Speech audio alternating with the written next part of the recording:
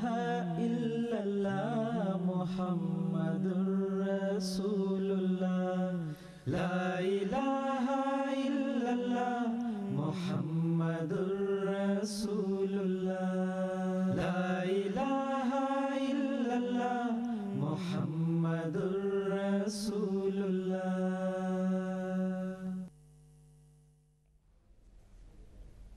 اعوذ باللہ من الشیطان الرجیم، بسم اللہ الرحمن الرحیم۔ انسان کو اپنی صحت کا ہر وقت خیال رہتا ہے۔ جب بچہ پیدا ہوتا ہے تو آج کے دور میں اور ضرورتوں کے ساتھ جہاں اہتمام کیے جاتے ہیں، ایک یہ اہتمام بھی ہوتا ہے کہ اس کو حفاظتی ٹیکے ضرور لگوائے جائیں۔ اسی طرح انسان اپنے متعلق بھی بڑے جو ہیں وہ بھی خیال رکھتے ہیں، کسی بیماری کا خدشہ ہو اس سے ڈرتے ہوں، ویکسینیشن لگواتے ہیں۔ جیسے پاکستان میں یہ عام ہے آج کل یہ خطرہ کہ ہیپاٹائٹس سے بچاؤ کا کوئی سامان کیا جائے۔ اسی طرح ملیریا یا ٹائیفائڈ۔ اور جو لوگ یورپ کے ان ملکوں سے پاکستان، انڈیا، بنگلہ دیش وغیرہ جاتے ہیں یا افریقہ کے ممالک میں جاتے ہیں تو وہ بھی جانے سے پہلے وقت لیں گے، جی پی سے ویکسینیشن لیں گے، دوائیاں لیں گے، وہاں جا کر کھانے پینے میں خاص احتیاط کریں گے، منرل واٹر استعمال کریں گے، اس امکان کے پیش نظر کہ کہیں بیمار نہ ہو جائیں۔ اور یہ امکانی بات ہے، یقینی بات نہیں کہ انسان یا ہر انسان ضرور بیمار ہوگا، اور صرف اس امکان کے پیش نظر وہ اتنی احتیاط کرتے ہیں۔ تو اگر انسان کی جسمانی صحت ہے تو ایک اس کی روحانی صحت بھی ہے۔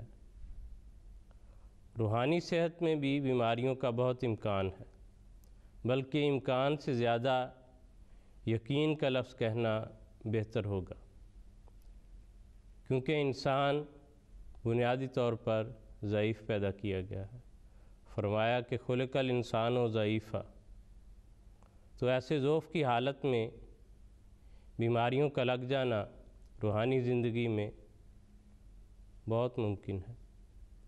اور روحانی زندگی کی بیماریاں گناہ ہیں، جن کے متعلق مسیح موعود علیہ السلام نے فرمایا کہ گناہ ایک زہر ہے، اسے مت کھاؤ۔ تو اگر گناہ ایک زہر ہے تو اس کا علاج بھی ہونا چاہیے، اس کا تریاق بھی موجود ہونا چاہیے، اور انسان کو اپنی اس روحانی زندگی کی زیادہ فکر ہونی چاہیے، کیونکہ یہ زیادہ دیر پا اور زیادہ اہم ہے۔ تو اس روحانی زندگی کی بیماریوں کا علاج یہ ہے کہ استغفار کیا جائے، کیونکہ گناہ تو لامحالہ پیدا ہوتا ہے، ہوگا۔ سیدنا حضرت اقدس مسیح موعود علیہ السلام نے یہ فرمایا، جو ملفوظات جلد اول میں ریکارڈڈ ہے، کہ استغفار بہت پڑھا کرو۔ یہ اس لیے کہ تا گناہ پیدا نہ ہو، اور اگر گناہ ہو چکا ہو تو اللہ تعالیٰ اس کے بد انجام سے اور اس کے بد اثرات سے بچا لے اور محفوظ رکھے۔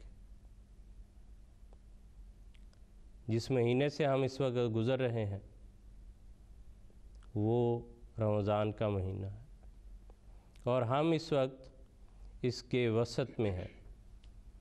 اور حدیث میں آتا ہے کہ حضور صلی اللہ علیہ وسلم نے فرمایا کہ ہوا شہر اولہ رحمت و اوسطہ مغفرت و آخرہ عتق من النار۔ یہ ایسا مہینہ ہے کہ جس کا ابتدائی حصہ، پہلا حصہ یعنی پہلا عشرہ رحمت ہے، اور درمیانی حصہ مغفرت ہے، اور آخری حصہ آگ سے نجات کا ہے۔ تو ہم اس وقت سے گزر رہے ہیں جہاں پر اللہ تعالیٰ کی رحمت اور اللہ تعالیٰ کی مغفرت جوش میں ہے، اور ہمیں تو اس کی ہر وقت ضرورت ہے، اپنے گناہوں سے بچنے کے لیے، جو گناہ ہو چکے ان کے بد اثرات سے محفوظ رہنے کے لیے، اور حتیٰ کہ اپنی عبادات کے لیے بھی ہمیں یہ ضرورت ہے۔ حضرت خلیفۃ المسیح اول رضی اللہ تعالیٰ عنہ نے یہ نکتہ بیان فرمایا کہ ہر عبادت کے بعد تقریباً استغفار کا حکم ہے۔ عبادت کا جو سب سے اعلیٰ مقام انسان کے لیے سمجھا جاتا ہے وہ سجدے کی حالت ہے۔ فرمایا کہ جب انسان سجدے سے سر اٹھاتا ہے تو اس کے بعد یہ دعا پڑھتا ہے، اللہم اغفر لی ورحمنی واہدنی وعافنی۔ پھر جب نماز مکمل کر چکتا ہے تو پھر استغفار پڑھتا ہے۔ حج کی ایک والہانہ اور بہت بڑی عبادت ہے۔ جب حج مکمل ہونے کو ہوتا ہے تو وہاں یہ حکم دیا گیا کہ ثم افیدوا من حیث افاض الناس واستغفروا اللہ، پھر وہاں سے لوٹو جہاں سے لوگ واپس لوٹتے ہیں اور اللہ سے بہت استغفار کرو۔ کیونکہ انسان کو اپنی عبادات کے متعلق بھی تو علم نہیں کہ اس میں کیا کمی رہ گئی، اس میں کیا سکم رہ گیا، وہ بھی اللہ تعالیٰ کی مغفرت اور بخشش سے ہی پورا ہو سکتا ہے۔ اور اللہ تعالیٰ نے رحم کرتے ہوئے اور فضل کرتے ہوئے یہ مہینہ ہمیں عطا فرمایا ہے، اور اللہ کے رسول نے ہمیں یہ بتایا کہ یہ دن بطور خاص جو درمیانی عشرہ ہے وہ اللہ تعالیٰ کی مغفرت کو جذب کرنے والا اور کھینچنے والا ہے۔ حاضرین کرام، آج کا یہ ہمارا پروگرام لائیو ہے۔ آپ اس میں کال کر کے علماء کرام سے سوالات پوچھ سکتے ہیں۔ ہماری اسکرین پر آپ کو رابطے کی تفصیلات مل جائیں گی۔ پروگرام میں شرکت فرما رہے ہیں مکرم محترم مولانا ظہیر احمد خان صاحب لندن اسٹوڈیوز میں، اور مکرم محترم مولانا داؤد احمد عابد صاحب، اور ٹیلی فون لائن پر گفتگو فرمائیں گے مکرم و محترم مولانا مبشر احمد کالوں صاحب مفتی سلسلہ۔ تو جیسے جیسے آپ کے سوالات یا آپ کے فون کالز ہمیں موصول ہوں گے ہم انشاءاللہ اس پر بات کریں گے۔ اس سے قبل ہمیں بعض سوالات جو ہیں وہ ای میل کے ذریعے موصول ہو چکے ہیں، ہم ان کو بھی انشاءاللہ ساتھ ساتھ شامل کرتے رہیں گے۔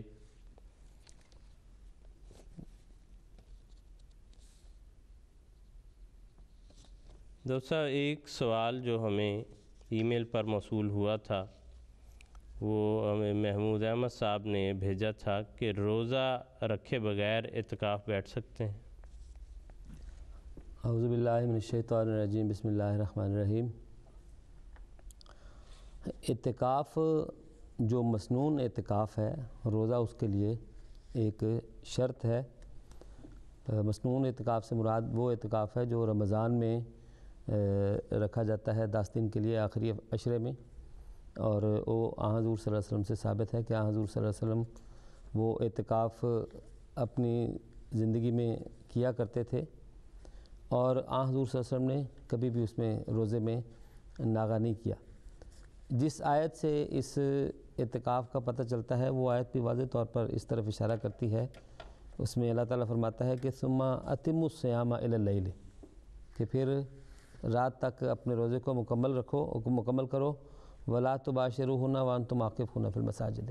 عورتوں کے ساتھ تعلقات کے بارے میں ذکر کیا جا رہا ہے کہ عام رمضان کے دنوں میں وہ جائز ہے، لیکن یعنی رات کے وقت، لیکن جب اعتکاف انسان بیٹھا ہو تو پھر عورتوں کے پاس نہیں جانا۔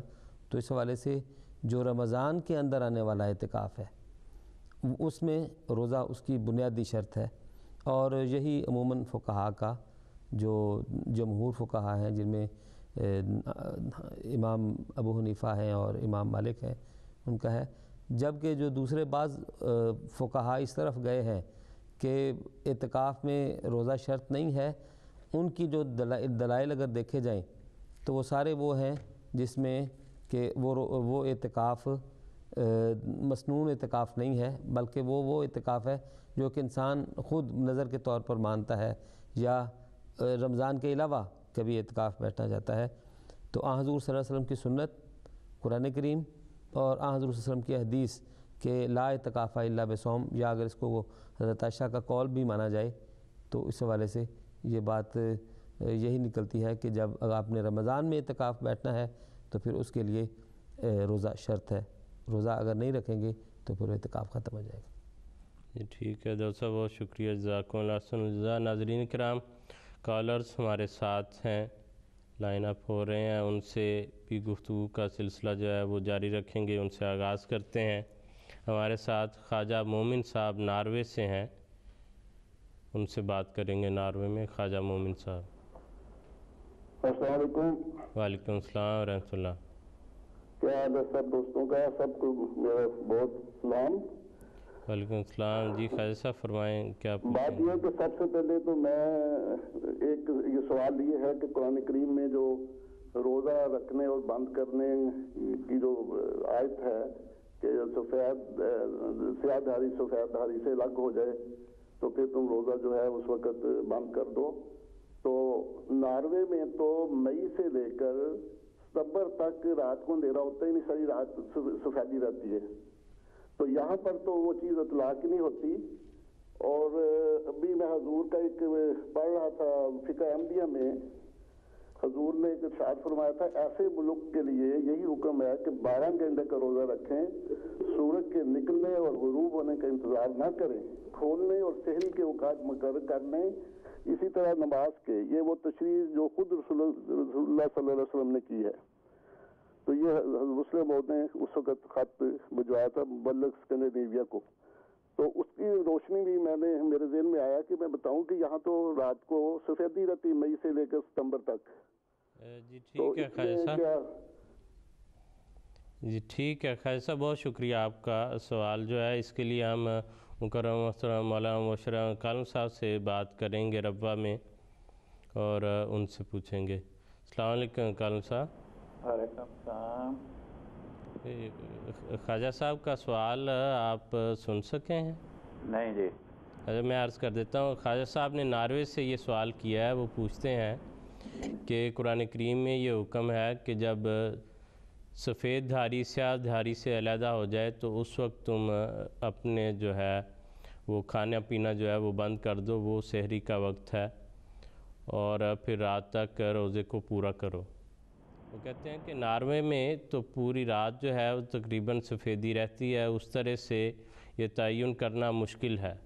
اور فقہ احمدیہ سے انہوں نے مسلمہ رضی اللہ تعالیٰ عنہ کے ایک خط کا حوالہ بھی دیا ہے کہ جو مبلغ اسکینڈینیوین کنٹریز کو حضور کی طرف سے اس وقت بھجوایا گیا تھا، اور وہ کہتے ہیں کہ یہ اس میں لکھا ہے کہ 12 گھنٹے کا اندازہ جو ہے وہ مقرر کر کے تو اس کے مطابق کر لیا جائے۔ اس سلسلے میں وہ پوچھنا چاہتے ہیں۔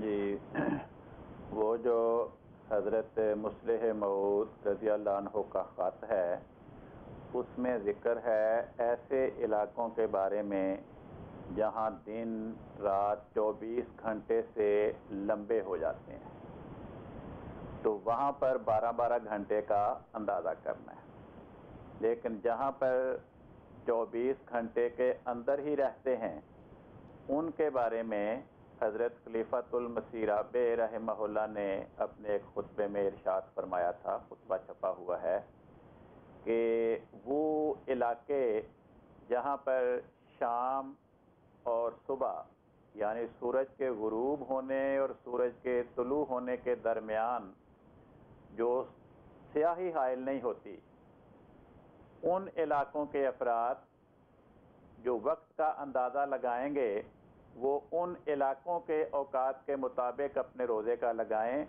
جو ان سے قریب ترین علاقے ہیں، جہاں پر یہ سیاہ دھاری درمیان میں آ جاتی ہے۔ تو ایسے علاقے سویڈن کے، ناروے کے، ڈینمارک کے جہاں پر درمیان میں سیاہی حائل نہیں ہوتی، وہ اپنے قریب ترین علاقوں کو دیکھیں کہ کون سے علاقے ہیں، کیا وہ 100 میل کے فاصلے پہ ہیں، 200 میل کے فاصلے پہ ہیں، 300 میل کے فاصلے پہ ہیں، جہاں پر یہ صورتحال جو قرآن کریم نے بیان کی ہے پوری اطلاق پاتی ہو، وہ اپنے روزوں کو ان علاقوں کے اوقات کے مطابق جاری کریں۔ ٹھیک ہے، جزاکم اللہ کالم صاحب، بہت شکریہ، جزاکم اللہ احسن الجزا۔ اگلے کالر ہمارے ساتھ زریاب صاحب یو کے سے ہیں، ان سے بات کریں گے۔ زریاب صاحب یو کے سے۔ جی वालेकुम अस्सलाम रहमतुल्लाह। जी मेरे पास 2 सवाल हैं। जी एक है कि जो हम रोजे के वक्त जो हम दुआ पढ़ते हैं अल्लाहुम्मा लका सुमतु, हम वो इन्हीं की निकल गई है, जैसे हम गैर अहमदी दोस्त हमको बताते हैं, वो कहते हैं ये से चेंज क्यों किया ना, तो मैं ये जानना चाहता हूँ। सॉरी ज़रिया सा जी रोजे के पहले जो हम दुआ पढ़ते हैं अल्लाहुम्मा लका सुमतु, जी जी मैं जानना चाहता हूँ कि हम वो इन्हीं क्यों निकाल देते हैं जैसे पहले। अच्छा जी ठीक है। और दूसरा सवाल आपका? सवाल है कि जो सजदा सैफ है जो बंदा मिस्टेक कर देता है नमाज में, तो उसका प्रोसेस क्या है कि कोई दुआ पढ़नी पड़ती है, कोई अलग कुछ पढ़ना पड़ता है सजदा सैफ के लिए? जी ठीक है, जी ठीक है, जज़ाकुमुल्लाह। ज़हीर साहब से बात करें। ज़हीर साहब ज़रिया साहब के सवाल जी, दो। उनका पहला सवाल जो है कि जो रोज़ा अफ्तार करते वक्त हम दुआ पढ़ते हैं अल्लाहुम्मा इन्नी लका सुमतु व बिका आमनतु व अलैका तवक्कलतु व अला रिज़्क़िका अफ़्तरतु, इसमें दोनों तरह अहादीस में मरवी है, बाज़ों में इन्नी का लफ्ज़ मौजूद है, बाज़ों में नहीं है। इसलिए जब वो शाया होता है तो बाज़ किसी एक हदीस के हवाले से वो इन्नी का लफ्ज़ आ जाता है, बाज़ औक़ात किसी और पम्फलेट में जिसमें किसी दूसरी हदीस के हवाले से वो लिख देते हैं तो उसमें इन्नी का लफ्ज़ नहीं होता। तो दोनों तरह हुज़ूर सल्लल्लाहु अलैहि वसल्लम की अहादीस में चूँकि मौजूद है, इसलिए दोनों काबिल एतराज़ नहीं हैं, दोनों मसनून हैं, इसलिए उस पर कोई हरज की बात नहीं।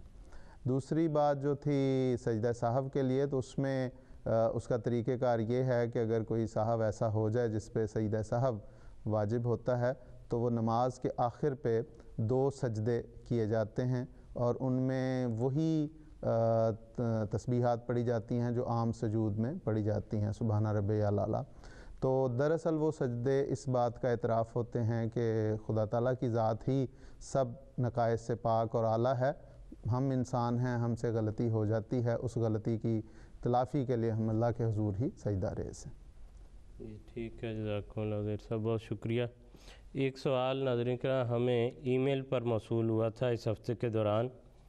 ये हमें इंडोनेशिया से साहिब नाम है गालिबन इनका, जो मैं इनका तलफ़्फ़ुज़ यहाँ पढ़ सका हूँ।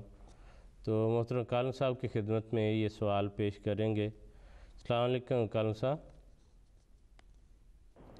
अस्सलाम वालेकुम। वालेकुम सलाम। कालम साहब, इंडोनेशिया से ये सवाल हमें मौसूल हुआ है। एक दोस्त पूछना चाहते हैं कि मुसाफिर कौन है कि जिनके ऊपर मुसाफिर होने की इतलाक़ पाती है और वो अपने रोज़े दूसरे दिनों में रखेंगे।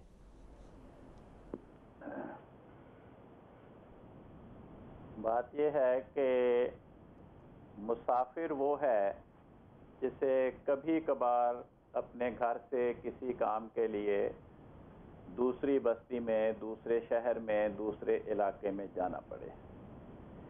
ऐसा इंसान जिसका सफ़र रूटीन का सफ़र है, अक्सर वो जाता ही रहता है, उस पर मुसाफिर का लफ्ज़ इतलाक़ नहीं पाता। जैसे ड्राइवर हैं, पोस्टमैन हैं, या और ऐसे अफराद जो अपने काम काज में रोज़ाना ही जाते रहते हैं, तो उनका सफ़र करार नहीं पाता।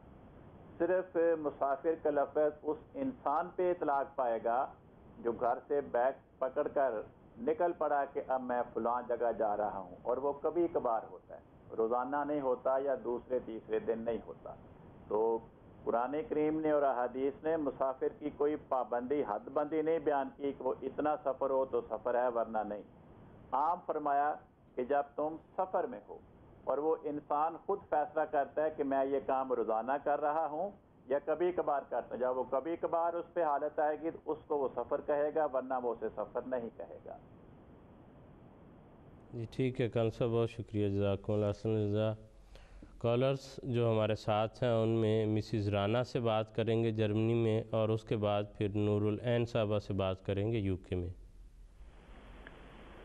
हेलो, अस्सलाम वालेकुम जी। अस्सलाम वालेकुम भाई, आप सबको बहुत बहुत सलाम और कालू साहब को भी बहुत सलाम। मेरा सवाल ये है कि जब कोई लजना घर में रह जाए, 2 लजना हो, तो क्या ईद की नमाज वो दोनों इकट्ठी पढ़ सकेंगी या फिर अकेली पढ़ेंगी? और दूसरा सवाल ये है कि क्या जो टाइम मकर हो उसी टाइम पे हम लोगों को पढ़नी चाहिए या कि अपना कोई टाइम जो हमें मिल जाए उस पर हम पढ़ेंगे? प्लीज़ आप बता दें। जज़ाकुमुल्लाह, खुदा हाफ़िज़। ये ठीक है, जज़ाकुमुल्लाह। زیر سا عید کی نماز اگر 2 لجنہ صرف ہیں وہ گھر پر پڑھ سکتی ہیں؟ پہلی بات تو یہ ہے کہ اگر تو جو عید کی نماز جو ہے وہ باجماعت نماز ہے، اکیلے کی نماز نہیں ہے، اور اس میں چونکہ حضور صلی اللہ علیہ وسلم نے یہ پسند کیا کہ تمام اس شہر کے مرد، عورتیں، بچے سب اس میں شامل ہوں، یہاں تک کہ ان خواتین کو بھی حضور صلی اللہ علیہ وسلم نے تحریک فرمائی جو اپنے مخصوص ایام میں ہیں کہ وہ بھی آئیں لیکن وہ مسجد سے الگ دعا میں شامل ہوں، تو یہ ایک جمع ہونے کا موقع ہے۔ تو اس میں اگر تو وہاں کی انتظامیہ وہاں پہ موجود ہے، نماز سینٹر موجود ہے، مرد موجود ہیں اور وہاں پہ نماز ہو رہی ہے، تو پھر اس طرح اگر کسی گھر میں 2 لجنہ ہیں یا 3 ہیں تو ان کو الگ اپنی عید کی نماز پڑھنے کی اجازت نہیں ہے، بلکہ وہ اسی طرح جا کے وہاں پہ شامل ہوں گی۔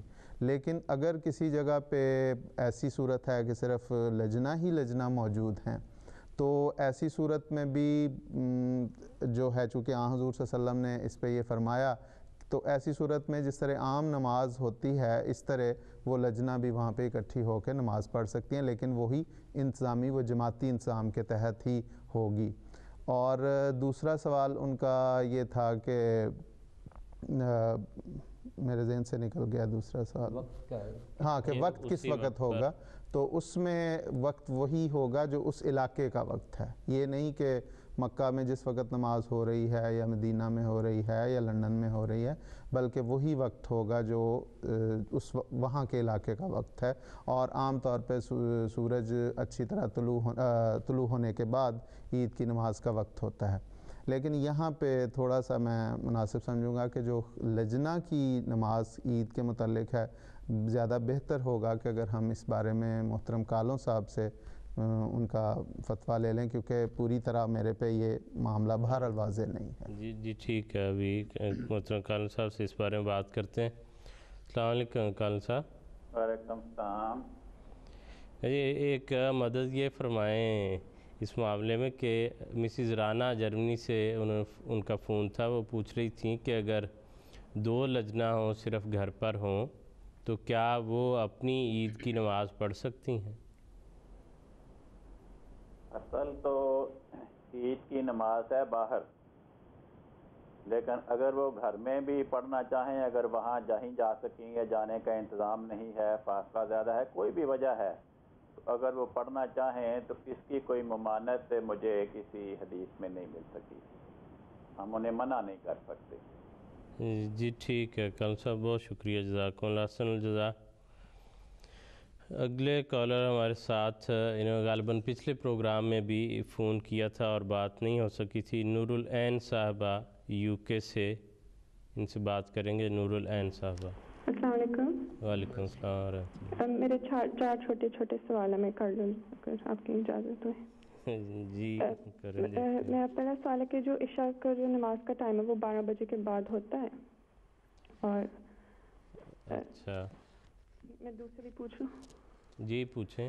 اچھا، اور میں نے پوچھنا تھا کہ جو وہ حدیث میں جو دعا ہے کہ لیلۃ القدر پہ اگر ان راتوں میں آپ دعا کریں تو وہ ہم رمضان کے دوسرے دنوں میں بھی آپ کر سکتے ہیں اور رمضان کے باہر بھی کر سکتے ہیں؟ اور میرا دوسرا سوال یہ ہے کہ جو مردوں پہ مسجد میں نماز پڑھنا 5 وقت کی وہ فرض ہے؟ اور یہ بھی پوچھنا تھا کہ جو جمعہ کی نماز ہے وہ مطلب ساروں پہ فرض ہے، عورتوں پہ بھی اور مردوں پہ؟ بس یہ پوچھ۔ جی ٹھیک ہے، جزاکم اللہ۔ آپ نے ٹھیک فرمایا کہ آپ کے 4 سوالات ہیں لیکن مختصر ہیں۔ خان صاحب، ان کی عشاء کی نماز کا وقت کہ رات 12 بجے تک ہے یا اس کے بعد بھی ہے؟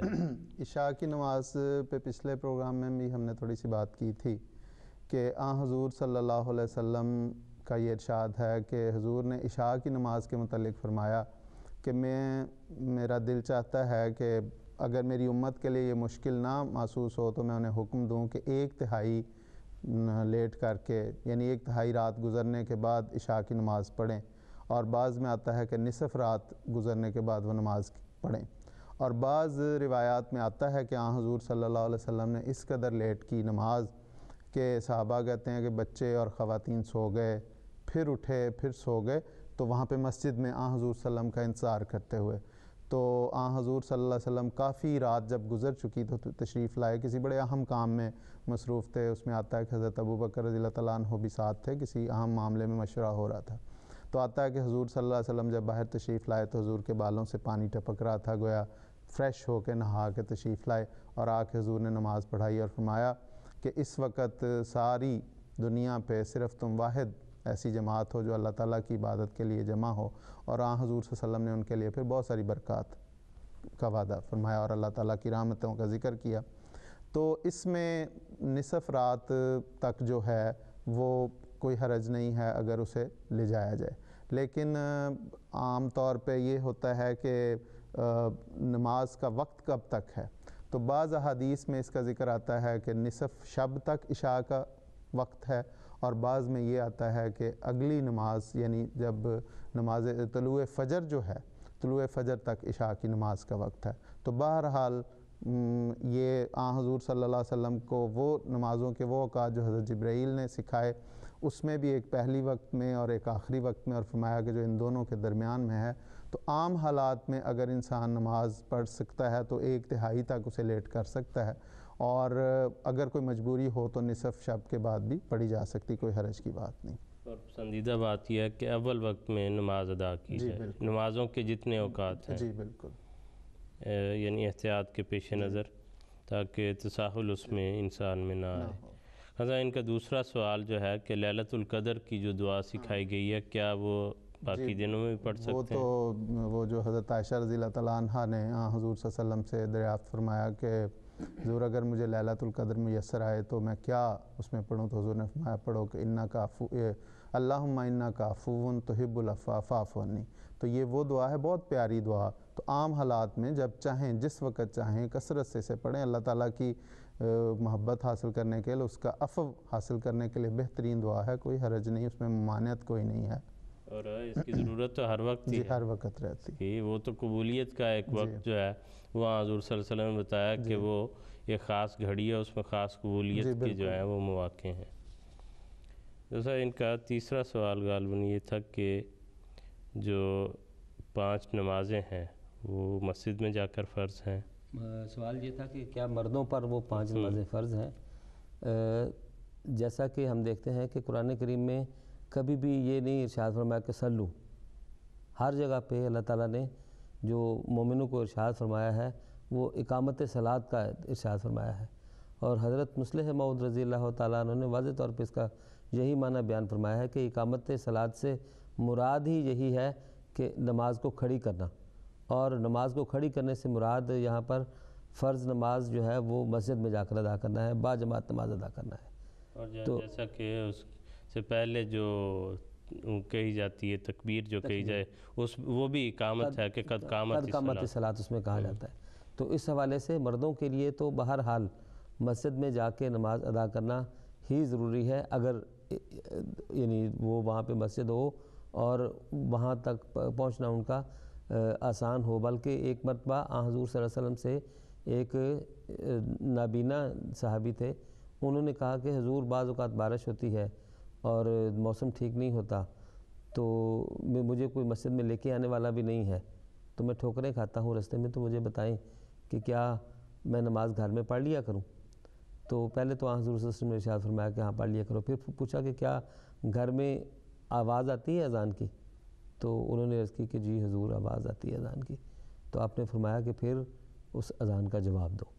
یعنی مسجد میں آ کے نماز ادا کرنا مرد کے لیے، خواہ اس کو بعض اوقات مشکلات ہی ہوں، اس کے لیے ازبس ضروری ہے، سوائے اس کے کہ وہ بیمار ہو اور کوئی ایسی کیفیت ہو جو عذر شرعی ہو، اس حوالے سے پھر وہ اکیلا نماز ادا کر سکتا ہے، ورنہ باجماعت ادا کرنا زیادہ ضروری ہے. جی ٹھیک ہے درسا. اور ان کا چوتھا سوال تھا، جلدی سے اس پر بھی بات کر لیتے ہیں کہ جمعہ مرد و عورت پر فرض ہے.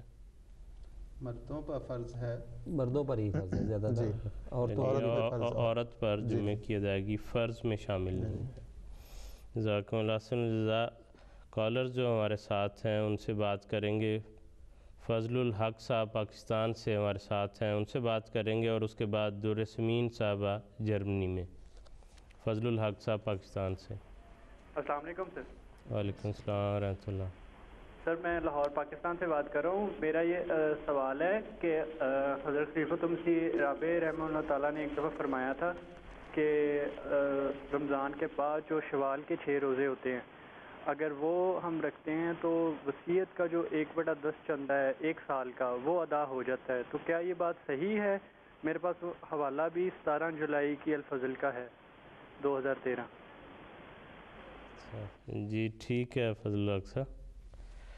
ہاں سر جی ایسی کوئی اس میں نہیں ہے کہ حضور حضرت خلیفۃ مسیح رابع رحمہ اللہ نے یہ فرمایا ہو کہ وہ شوال کے روزے 6 رکھنے سے وصیت کا 1/10 چندہ ادا ہو جاتا ہے، بلکہ غالباً اس سے یہ مراد ہے کہ جس طرح 1/10 رکھا گیا ہے کہ جب 10واں حصہ ادا کر دو تو اس کا ثواب 10 گنا زیادہ مل کے اتنا مل جاتا ہے.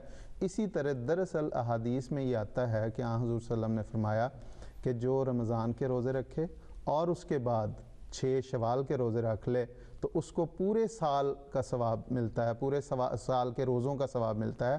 اور چونکہ ایک نیکی کا اجر 10 کے برابر ہے تو یہ 36 روزے بنتے ہیں. ان کو جب ملٹیپلائی کرتے ہیں، ضرب دیتے ہیں 10 کے ساتھ، تو وہ 360 بن جاتے ہیں اور 360 دن ہوتے ہیں سال کے. تو اس طرح وہ پورے سال کے جو روزے ہیں وہ شمار ہوتے ہیں. یہ مراد ہے حضرت صاحب کی اس سے کہ جس طرح وصیت میں 1/10 10واں حصہ دینے سے پورے جتنی اس کی آمد ہے اس کے برابر اسے ثواب مل جاتا ہے، اسی طرح یہ 36 روزے رکھنے سے 360 دنوں کا ثواب ملتا ہے. تو فضل الحق صاحب یہ ایک معنوی بات ہے. حضور نے اس کو جو ہے روزے کو چندے کا مترادف قرار نہیں دیا. اور درسمین صاحبہ جرمنی میں، ان سے بات کریں گے.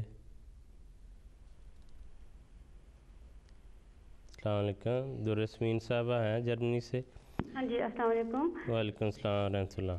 جی میرے 3 سوال ہیں. ایک میں فدیہ کے بارے میں معلوم کرنا چاہتی تھی کہ فدیہ کس کو دیا جا سکتا ہے. دوسرا یہ کہ یہاں پہ کافی ترکی لوگ ہوتے ہیں، یہ بچی وغیرہ جیسے یونیورسٹی میں نماز پڑھنے جاتی ہیں، وہ ترکی بھی آئے ہوتے ہیں، تو وہ ایک بہت اعتراض اس بات پہ کرتے ہیں کہ آپ نے ناخن پالش لگائی ہوئی ہے اور آپ نماز پڑھ رہی ہیں. تو ہم یعنی کہ بچیاں یہ کہتے ہیں کہ ہم نے پہلے وضو کر لیا تھا، اس کے بعد یہ نیل پالش لگائی ہوئی ہے. تو مطلب لیکن ایسا کوئی جواب دیں جس سے ہم ان کو مطمئن کر سکیں. اور تیسرا سوال جو شوال کے روزوں کے بارے میں تھا کہ یہ کیا عید کے دوسرے دن سے شروع ہوتے ہیں اور کیا ان کو مسلسل رکھنا چاہیے یا پھر ہم اس کے اندر کر سکتے ہیں کہ 2 روزے رکھے اور پھر ایک دن نہ رکھا اور اس کے بعد پھر رکھ سکتے ہیں؟ کیسے مکمل کرنا چاہیے ان کو؟ جی ٹھیک ہے، بہت شکریہ. جی آپ کے سوالات کے لیے ہم بات کریں گے مکرم محترم مبشرہ کالم صاحب سے. السلام علیکم کالم صاحب. وعلیکم السلام ورحمۃ اللہ. کالم صاحب یہ درسمین صاحبہ نے جرمنی سے 3 سوالات چھوٹے چھوٹے پوچھے ہیں، وہ باری باری آپ کی خدمت میں پیش کر دیتا ہوں. انہوں نے پہلا پوچھا ہے فدیہ کس کو دیا جا سکتا ہے؟ فدیہ کے لیے قرآن کریم نے فرمایا ہے وَعَلَى الَّذِينَ يُطِيقُونَهُ فِدْيَةٌ طَعَامُ مِسْكِين، کہ جو نادار ہو، مالی امداد کا مستحق ہو، اس کو فدیہ دینا ہے. یہ نہیں فرمایا کہ وہ مسلمان ہو یا غیر مسلم ہو، نیک ہو یا برا ہو، رشتہ دار ہو یا غیر، اس کی کوئی شرط نہیں لگائی. صرف اس کا مسکین ہونا ضروری ہے کہ وہ قابل امداد ہو. اور بس. ٹھیک ہے. کالم صاحب ان کا دوسرا سوال تھا کہ نیل پالش لگی ہو اور وضو کر لیا جائے، وضو ہو جاتا ہے یا اس میں وضاحت جو بھی ممکن ہے؟ بعض لوگ اس پر اعتراض کرتے ہیں. جی نیل پالش لگی ہو تو وضو ہو جاتا ہے، اس سے کوئی فرق نہیں پڑتا. اصل تو ناخنوں کی صفائی ہے، تو ناخن صاف ہو جاتے ہیں. نیل پالش سے ناخن گندے تو نہیں ہوتے. جی ٹھیک ہے. اور کالم صاحب ان کا تیسرا سوال جو ہے وہ شوال کے روزوں کے متعلق ہے کہ وہ عید کے بعد کب سے شروع کرنے چاہیے؟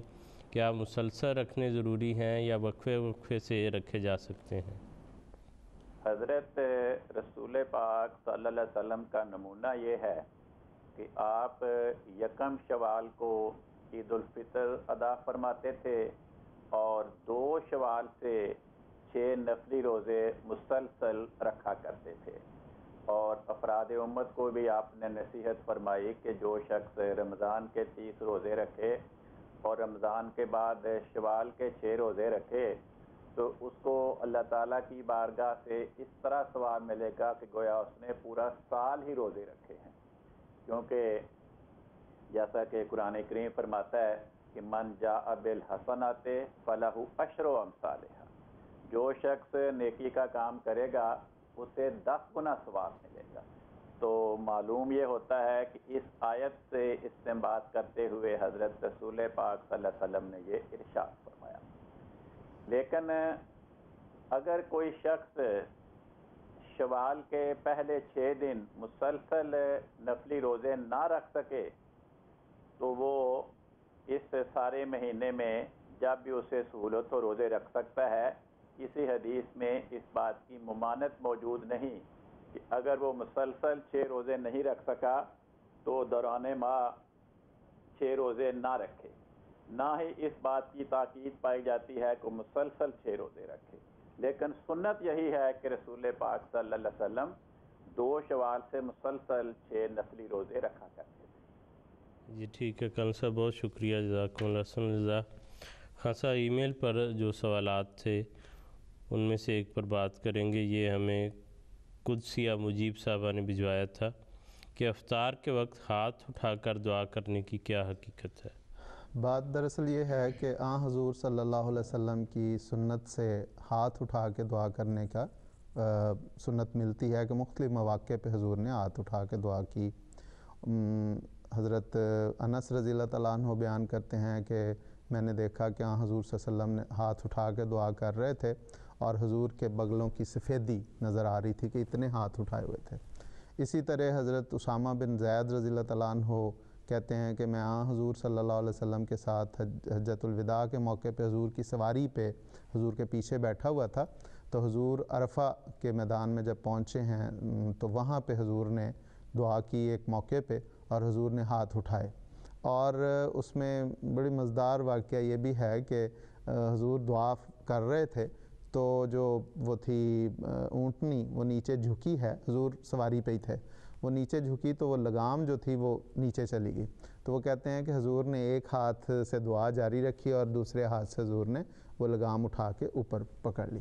تو دعا ہاتھ اٹھا کے دعا کرنے میں کوئی ایسا نہیں، بلکہ ایک حدیث میں آتا ہے کہ وہ کہتے ہیں، راوی کہتے ہیں کہ حضور صلی اللہ علیہ وسلم نے فرمایا کہ اللہ تعالیٰ کے حضور جب اس کا بندہ ہاتھ اٹھا کے دعا کرتا ہے تو اللہ تعالیٰ اس بات پہ حیا محسوس کرتا ہے، شرم محسوس کرتا ہے کہ اس کے ان اٹھے ہوئے 2 ہاتھوں کو خالی یا ناکام واپس بھیج دے۔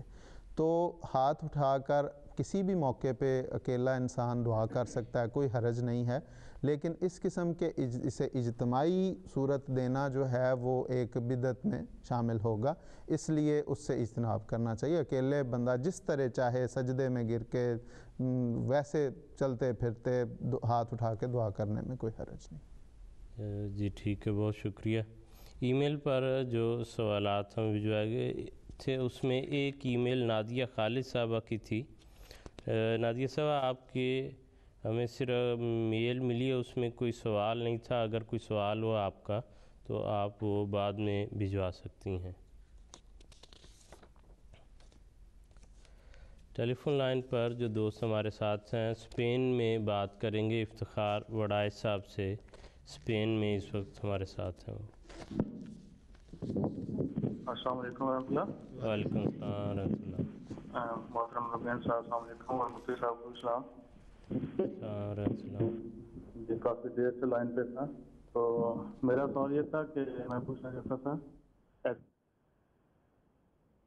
کہ کیونکہ یہاں پہ تو مسجد کافی دور ہے اور اس میں بیٹھنا اعتکاف بیٹھنا بہت مشکل ہوتا ہے، تو گھر میں اعتکاف بیٹھنے کے بارے میں کیا احکامات ہیں؟ کیونکہ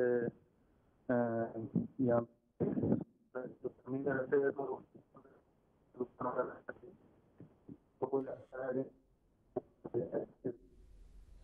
افتخار صاحب معذرت چاہتا ہوں کہ آپ کی آواز یہاں پر کٹ رہی ہے، لیکن آپ کا یہ اچھی بات ہے کہ آپ کا جو سوال ہے غالباً بنیادی حصہ جو ہے وہ ہمیں مل گیا ہے، موصول ہو گیا، ہم نے سن لیا ہے، اس پر بات کریں گے، محترم داؤد صاحب سے پوچھیں گے۔ اور آپ کا سوال یہ تھا کہ مسجد دور ہے تو مشکل ہے وہاں جانے میں اور اعتکاف بیٹھنے میں، تو کیا گھر پر اعتکاف بیٹھ سکتے ہیں؟ یہ دوست بنیادی طور پر تو اعتکاف کے لیے یہ ہے کہ جامع مسجد میں یا جو مسجد جہاں پہ نماز ادا ہوتی ہے وہاں پر ہی اعتکاف بیٹھنا چاہیے. لیکن یہاں پہ یورپ میں یا بعض ان ممالک میں جہاں مسلمانوں کی تعداد کم ہے تو وہاں پہ عموماً یہی حساب ہے مسلمانوں کا اور احمدیوں کا بھی کہ نماز سینٹر بنائے ہوتے ہیں، مساجد اتنی کثرت کے ساتھ نہیں ہیں، تو ابھی تک اتنی نہیں ہے، انشاءاللہ ہو جائیں گی. تو وہ جب چونکہ مساجد بھی نہیں ہیں اور ان سے دوری بھی بہت ہے تو اس حوالے سے جہاں پہ کچھ مومنین مسلمان احمدی جو ہیں وہ آپس میں اکٹھے ہو کے نماز پڑھتے ہیں اس کو اگر مسجد کا درجہ دے دیا جائے، یا جہاں پہ اگر ایک گھر ہی احمدیوں کا ہے تو اس میں وہ جہاں پہ نماز ادا کرتے ہیں تو اس کو اگر مسجد کا درجہ دے کے وہاں پہ اعتکاف بیٹھنے میں حرج کوئی نہیں ہے، کیونکہ جہاں وہاں وہ باجماعت نماز ادا کرتے ہی ہیں، اور اگر اکیلے ہیں تو اکیلے بھی نماز ادا کرتے ہیں، تو اس حوالے سے بھی اعتکاف بیٹھنے میں وہاں کوئی امر ایسا معنی نہیں ہوگا. جی ٹھیک ہے. اس میں کہ اصل بات وہی ہے جس طرح محترم کالو صاحب نے ابھی شوال کے روزوں کے متعلق بتایا کہ مسنون جو ہے وہ یہی ہے کہ حضور صلی اللہ علیہ وسلم ہمیشہ مسجد میں اعتکاف بیٹھتے تھے، بلکہ ایک غالباً حضرت عائشہ رضی اللہ تعالیٰ عنہ کا قول ہے کہ مسجد کے بغیر جو اعتکاف ہے وہ درست نہیں ہے. تو یہ ایسی جگہوں پہ جہاں پہ مساجد موجود ہیں وہاں پہ، اور خاص طور پہ مردوں کے لیے. باقی اسلام میں یہ آسانی ہے، تو اس میں اگر کوئی اپنے گھر میں اعتکاف بیٹھنا چاہتا ہے تو اس کی ممانعت کہیں موجود نہیں ہے، لیکن صرف یہی کہیں گے کہ مسنون اعتکاف جو حضور صلی اللہ علیہ وسلم نے اعتکاف کیا اس کے لیے مسجد میں بیٹھنا ضروری ہے. باقی اپنے طور پہ جہاں پہ بھی کوئی بیٹھ سک جائے، یہ ایک نیکی ہے، کوئی حرج کی بات. جی ٹھیک ہے، بہت شکریہ، جزاکم اللہ احسن الجزا. اور آگے ہم بات کریں گے مظفر صاحب سے جرمنی میں. مظفر صاحب جرمنی سے. ہاں جی السلام علیکم، میں مظفر بول رہا ہوں جرمنی سے. وعلیکم السلام ورحمۃ اللہ. میرا سوال یہ ہے کہ اگر قرآن مجید پڑھتے ہوئے سجدہ آ جائے تو کیا اس کو فوراً ادا کرنا چاہیے یا رکوع ختم کر کے سجدہ کر لے؟ جی ٹھیک ہے مظفر صاحب، بہت شکریہ، جزاکم اللہ. جی جیسا سجدہ تلاوت کے متعلق. سجدہ تلاوت کے متعلق ایک تو بڑی بنیادی بات یہ ہے کہ یہ فرض نہیں ہے، مسنون ہے، مستحب ہے. بلکہ حضرت عمر رضی اللہ تعالیٰ عنہ کے متعلق آتا ہے کہ حضرت عمر رضی اللہ تعالیٰ عنہ خطبہ ارشاد فرما رہے تھے اور وہاں پہ ایسی ان آیات کی تلاوت کی جس میں کہ سجدہ آتا ہے، تو ممبر سے اتر کے سجدہ کیا اور ساتھ لوگوں نے بھی سجدہ کیا، اور پھر اگلے جمعے پھر اسی قسم کی یا وہی آیات کی تلاوت کی اور سجدہ آیا اور گزر گئے. اور پھر بعد میں کہا کہ یہ جو سجدے ہیں یہ پسندیدہ ہیں، مستحب ہیں، لیکن اتنے ضروری نہیں ہیں کہ ضرور ان کو کیا جائے. اس لیے اگر سجدہ انسان نے کرنا ہو تو جب وہ پسندیدہ یہی ہے کہ جب وہ آیت آئے تو اس کی تلاوت کے بعد، کیونکہ ان آیات میں خاص طور پہ یہ مضمون ہے کہ سجدہ کیا جائے، اللہ تعالیٰ کے حضور اس کی بڑھائی بیان ہو، تو وہاں پہ اگر کرنا ہے تو پھر وہاں پہ ضروری وہیں کرنا چاہیے. جی کیونکہ وہاں بعض آیات میں حکمن ہے کہ سجدہ کرو، اور بعض میں جو ہے کسی کے متعلقہ بات بیان ہے کہ وہ سجدہ کرتے ہیں، مومنین کی یہ شان ہے. تو اس لیے اگر سجدے کا انسان کا ارادہ ہو تو اسی وقت کیا جائے، جس طرح کہ حضرت عمر رضی اللہ تعالیٰ عنہ کی میں نے روایت بیان کی کہ انہوں نے اسی وقت سجدہ کیا. اور باقی یہ ہے کہ اگر وہ سجدہ نہ کرنا چاہے تو پھر وہ اس کی اپنی مرضی ہے، لیکن پسندیدہ اور بہتر یہی ہے کہ اللہ تعالیٰ کی ان آیات میں ذکر ہی ایسا ہوتا ہے کہ انسان خود بخود اللہ کے حضور سجدہ ریز ہونے کو دل کرتا ہے. جی ٹھیک ہے خاصا. ابھی ہم بات کریں گے سید خورشید صاحب سے یو کے میں، اور اس کے بعد پھر ظہور صاحب سے جو جرمنی سے ہمارے ساتھ ٹیلی فون لائن پر ہے. السلام علیکم. جی وعلیکم السلام ورحمۃ اللہ وبرکاتہ. میں سید خورشید احمد ووکنگ سے عرض کر رہا ہوں. میرے 2 سوال ہیں. پہلا تو سوال یہ ہے کہ کیا تراویح جو ہے باجماعت اگر پڑھنی ہو تو 2 کی بجائے 4 بھی پڑھی جا سکتی ہیں کہ نہیں؟ 4 तरावी पहले बाजमात, फिर 4, फिर 3 वितर पढ़ लिए बाजमात। दूसरा सवाल ये है कि सुबह ये सहरी के वक्त जब बंद होता है, कब बंद होता है, यानी सुबह की सफ़ेद दाढ़ी का स्याह दाढ़ी से अलग नज़र आना। अब मेरा तजुर्बा ये है कि मेरी कार जो सिल्वर वाइट रंग की है, मेरे किचन के दरवाजे से बैक गार्डन पे 73 फीट 73 फुट के फासले पर है, और मुझे पता है कि वो वहाँ खड़ी है। जो कैलेंडर पे वक्त होता है उस वक्त वो नज़र नहीं आती, 5 मिनट बाद भी नज़र नहीं आती, 10 मिनट बाद भी नज़र नहीं आती, 15 मिनट बाद भी नज़र नहीं आती, 20 मिनट बाद भी नज़र नहीं आती।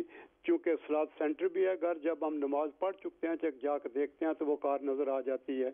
तो ये सहरी का बंद होने का वक्त जो है इसके बारे में इरशाद फरमाएं। हालांकि मुझे मालूम है कि वो कार वहाँ खड़ी है, उसके बावजूद वो नज़र नहीं आती।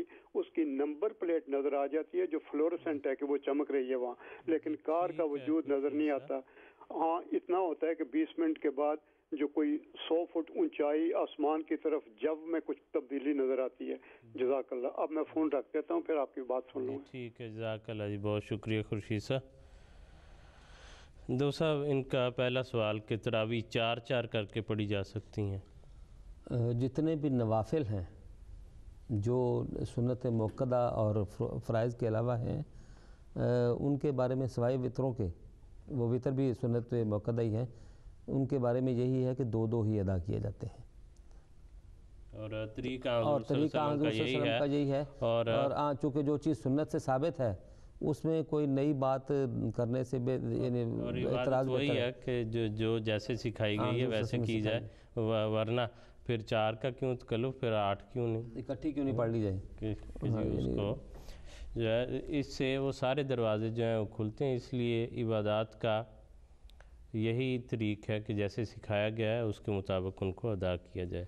सहरी के बंद होने का वक्त ऐसा अब जो है उसका यूँ अंदाज़ा करना खुर्शीद साहब कि वो अब गाड़ी नज़र आती है या नहीं आती, ये तो मुश्किल सी है बात है। हर एक का अपना अपना एक हिसाब होगा। हम उसूली बात जो है उसके मुतल्लिक शाह साहब की बात उसी तरह है जिस तरह उस सहाबी ने किया था कि एक स्याह धागा और एक सफ़ेद धागा उसने अपने टांग पे बांध लिया था जब तक वो दिखाई ना दे। तो हुजूर ने उसकी वजाहत की थी कि ये मुराद नहीं है, बल्कि सफ़ेद धारी और स्याह धारी से मुराद ये है कि उफ़क़ पे जो जिस तरफ सूरज तुलू होता है उस तरफ रोशनी नज़र आती है, जो आम रात का अंधेरा गहरा अंधेरा है उससे हट के एक ख़ास रोशनी नज़र आती है, वो मुराद होती है। जिसके बाद फिर दिन जो है वो चढ़ता चला जाता है और फिर सूरज तदरीजन रोशनी होती है ना, तो वो रोशनी जब पहले नज़र आए पहली दफ़ा वो मुराद है।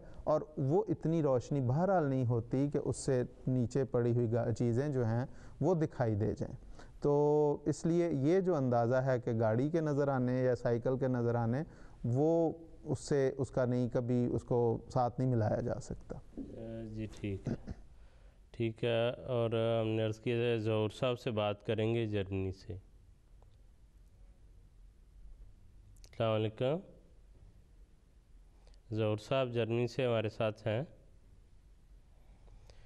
ज़हूर साहब अगर नहीं है तो फौजिया पाशा साहबा हैं जर्मनी से, उनसे बात करेंगे। और उसके बाद उमैर साहब हैं यूके में, उनसे बात करने की कोशिश करेंगे। फौजिया पाशा साहबा जर्मनी से। अस्सलाम रहमतुल्लाह। मेरा नाम फौजिया इकबाल शाह है, मैं जर्मनी से बोल रही हूँ। मेरे पास एक सवाल है कि कैसे पता लगता है कि मुझे लैलतुल कदर नसीब हो गई है? जी ठीक है, जी ठीक है, बहुत शुक्रिया। और इस सवाल के लिए हम मुकर्रम मोहतरम मुबशर कालम साहब से बात करेंगे रब्बा में। अस्सलाम वालेकुम कालम साहब। वालेकुम सलाम। जो आपने सवाल करना है वो बात में फरमाएं। सबसे पहले मैं एक बात की वजाहत अर्ज कर दूं।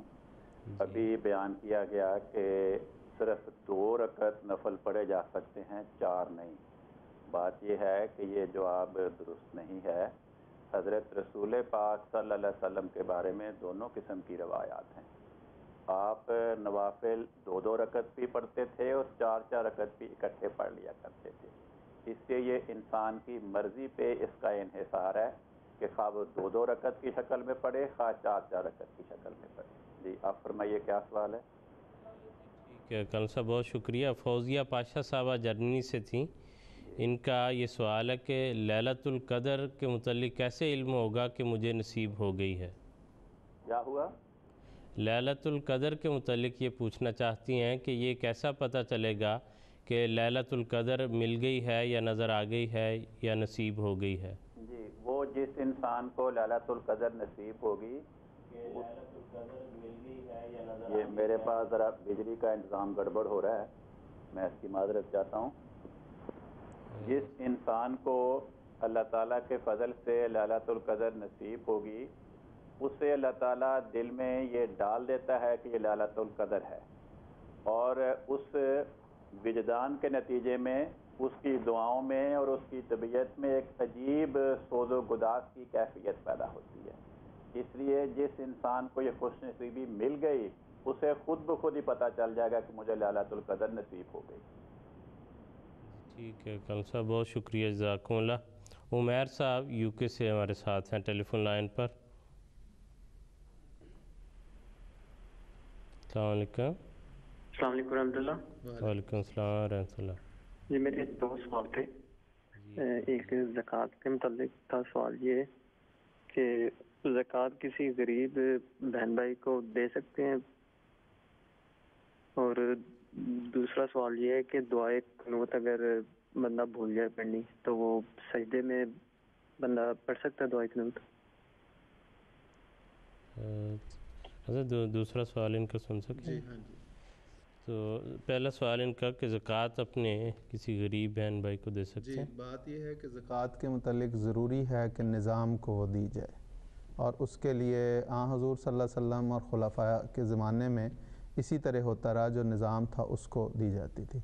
यहाँ पे भी चूँकि खिलाफत का निज़ाम जमात अहमदिया में अल्लाह ताला के फजल से मौजूद है, इसलिए निज़ाम के तहत ज़कात जमा की जाती है और निज़ाम के तहत ही देनी चाहिए। अपने तौर पे ज़कात देने की उस तरह इजाज़त नहीं। हाँ, अगर कोई शख्स ये समझता है कि उसका कोई अज़ीज़ रिश्तेदार, बहन भाई को करीबी ज़रूरतमंद है, तो उसके मुतालिक वो हज़रत साहब को या निज़ाम जमात को ये लिख सकता है कि ये एक ज़रूरतमंद है, तो उसकी इसमें मदद कर दी जाए, तो जमात उसकी डेफिनेट मदद करती है। दूसरा सवाल उनका ये था कि दुआए कुनूत जो है वो अगर भूल जाए तो कोई उसमें हरज नहीं है। बाकी जहाँ तक ताल्लुक़ है कि सजदे में पढ़ने की, तो सजदे में सिर्फ़ कुरानी आयात, कुरान करीम पढ़ने की ममानियत है। उसके अलावा जितनी भी दुआएं हैं, अहादीस की दुआएं हैं, इंसान अपने ज़ुबान में, अरबी में, किसी भी ज़ुबान में वो सजदे में दुआएं कर सकता है, उसमें कोई हरज नहीं। और दुआए कुनूत भी उसमें है, अगर वो चाहे तो कर सकता है, लेकिन कुरान करीम के हिस्से जो हैं वो सजदे में पढ़ने मना। जी ठीक है ज़हीर साहब, बहुत शुक्रिया। क़य्यूम साहब हैं, क़य्यूम डार साहब पाकिस्तान से हमारे साथ टेलीफोन लाइन पर हैं, उनसे बात करेंगे। अस्सलाम वालेकुम क़य्यूम साहब। अस्सलाम वालेकुम। अगर वो इस वक्त लाइन पर नहीं है तो फिर हम आसिफ़ा कुरैशी साहबा हैं जर्मनी में, उनसे बात करने की कोशिश करेंगे। आसिफ़ा कुरैशी साहबा जर्मनी में। जी अस्सलाम वालेकुम। मेरे इत्तिकाफ़ के बारे में दो सवाल हैं। पहला ये कि अगर हम इत्तिकाफ़ बैठना चाहें लेकिन किसी मजबूरी की वजह से या किसी को कोई तकलीफ़ है तो वो रोज़े नहीं रख सकता, तो क्या फिर भी इत्तिकाफ़ बैठने की इजाज़त है? तो दूसरा सवाल ये है कि जो है कि इत्तिकाफ़ 10 दिन बैठते हैं, लेकिन सुनने में आया कि आखिरी 3 दिन भी बैठ सकते हैं या आखिरी 7 दिन, तो इस बात की प्लीज़ थोड़ी सी वजाहत कर दें। जज़ाकल्लाह। जी ठीक है, बहुत शुक्रिया जी। ज़हीर साहब इत्तिकाफ़ के दोनों सवाल, दोनों सवाल उनके ऐसे हैं जो उसके मुतालिक थोड़ी थोड़ी बहस पहले आ चुकी कि हुज़ूर सल्लल्लाहु अलैहि वसल्लम का जो मसनून तरीक़ था, जो हुज़ूर सल्लम ने जारी फरमाया, जिस पे सहाबा अज़वाज मुतहरात अमल पैरा थी, वो यही था कि 10 दिन का इत्तिकाफ़ होता था और उसके साथ रोज़े ज़रूरी हैं। उसके अलावा इत्तिकाफ़ अगर अपने तौर पे कोई इबादत के तौर पे करना चाहे, तो वो चाहे 1 दिन का इत्तिकाफ़ हो या 7 दिन का इत्तिकाफ़ हो, रोज़ों के साथ करना चाहे या रोज़ों के बगैर करना चाहे, तो उसमें कोई मुमानियत नहीं, हरज नहीं। लेकिन जो निज़ाम है, अगर किसी जगह पे इंतज़ामिया ने इत्तिकाफ़ के लिए मोतकफ़ीन का इंतज़ाम किया हुआ है, तो वहाँ पे ऐसे ही لوگ اعتکاف کر سکتے ہیں جو روزے بھی رکھیں اور جو پورا اعتکاف کریں. ایک دن یا چند دن کا اعتکاف کرنا یا اعتکاف چھوڑ کے چلے جانا، اس طرح کی وہ مسنون اعتکاف میں اس کی گنجائش نہیں. اور جماعت چونکہ ایسے اعتکاف کا انتظام کرتی ہے جو عام مسنون اعتکاف ہے، اس لیے وہاں پہ اس کسی کی گنجائش نہیں ہوتی. جی ٹھیک ہے. آخری چند منٹ ہیں ہمارے پروگرام کے، کوشش کریں گے کہ کالر جو ہمارے ساتھ ہیں ان سے بات کریں.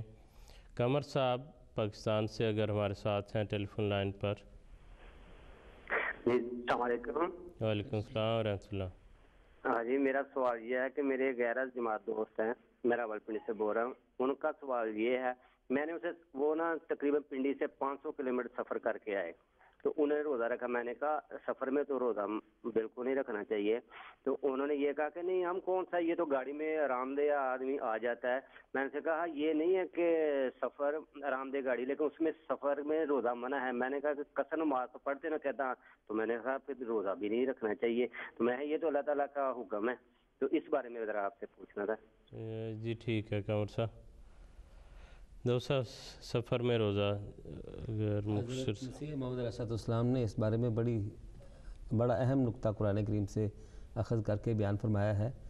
جہاں پر روزوں کا ارشاد اللہ تعالیٰ نے فرمایا ہے، وہاں پر یہ ذکر فرمایا اللہ تعالیٰ نے کہ من کان منکم مریضا او علی سفر فعدۃ من ایام اخر.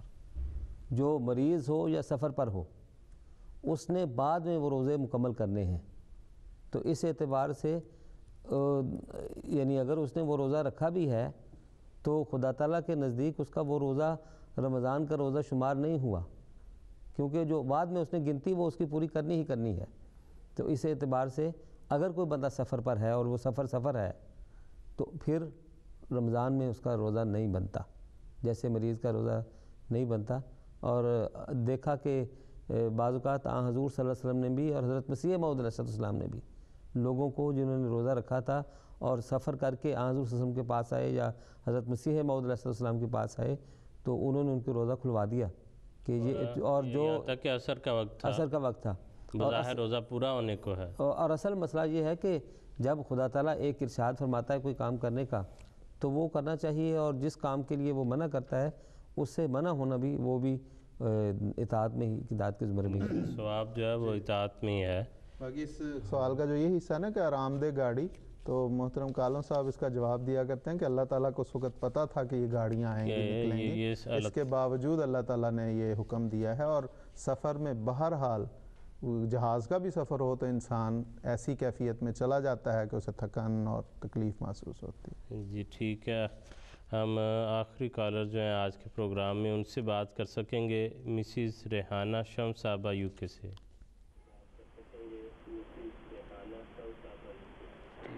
السلام علیکم. وعلیکم السلام. میرا سوال ہے کہ یہ جب تراویح پڑھنے جاتے ہیں تو وہ بعض دفعہ لیٹ ہو جاتے ہیں، تو ایک رکعت اگر ہو چکی ہو تراویحوں کی تو اس کو مکمل کرنا چاہیے یا وہ ایک کے بعد سلام پھیر دینا چاہیے؟ جی ٹھیک ہے. اس کے لیے ہم محترم کالم صاحب سے رابطہ کریں گے. السلام علیکم کالم صاحب. السلام علیکم کالم صاحب. بجلی وہاں پہ جی زیر صاحب. جی وہ چونکہ ایک دو رکعتوں کا یونٹ ہے، اس لیے اگر کوئی شخص ایک رکعت گزرنے کے بعد ملا ہے تو وہ مسبوق کہلائے گا، اور امام جب سلام پھیر دے تو اس کے بعد وہ ایک رکعت مکمل کر کے اپنی اس دو رکعتوں کے یونٹ کو مکمل کر لے. کیونکہ امام کے متعلق ہے کہ الامام جنتم، امام اس لیے بنایا جاتا ہے لیوتم بہی، تاکہ اس کی پیروی کی جائے. نماز میں امام اس لیے ہوتا ہے تاکہ اس کے ساتھ ساتھ چلا جائے. تو چونکہ اس نے دو رکعت پڑھائی ہیں اس لیے اگر وہ سلام پھیر دیا تو اس کے بعد وہ ایک رکعت پڑھ کے اس یونٹ کو مکمل کر لیں. جی ٹھیک ہے. جزاکم اللہ. جن دوستوں کی ای میل کے ذریعے سوالات تھے، بشارت احمد صاحب تھے، ڈاکٹر ریحان صاحب تھے، طوبہ صاحبہ، اسی طرح اور بھی بعض دوست ہیں، وہ انشاءاللہ اگلے وقت میں کوشش کریں گے کہ اس پر بات کریں. جیسے میں نے اس پروگرام کے شروع میں یہ عرض کیا تھا کہ یہ مغفرت کا عشرہ ہے، تو استغفار کے متعلق سیدنا حضرت خلیفۃ المسیح الخامس سید اللہ تعالیٰ بن نصر العزیز نے اپنے خطبہ جمعہ میں فرمایا کہ ہمیشہ یاد رکھنا چاہیے کہ حقیقی استغفار اور توبہ صرف الفاظ دہرا لینا یا منہ سے استغفر اللہ کہہ دینا کافی نہیں ہے، بلکہ ساتھ ہی اپنی حالت کی تبدیلی کی کوشش کرنا بھی ضروری ہے۔ حضرت مسلم موعود رضی اللہ تعالیٰ عنہ فرماتے ہیں، اپنے کرم سے بخش دے میرے خدا مجھے، بیمار عشق ہوں تیرا دے تو شفا مجھے، تیری رضا کا ہوں طلبگار ہر گھڑی، تیری رضا کا ہوں طلبگار ہر گھڑی، گر یہ ملے تو جانوں کہ سب کچھ ملا مجھے۔ السلام علیکم ورحمۃ اللہ وبرکاتہ۔ لا الہ الا اللہ محمد رسول اللہ، لا الہ الا اللہ محمد رسول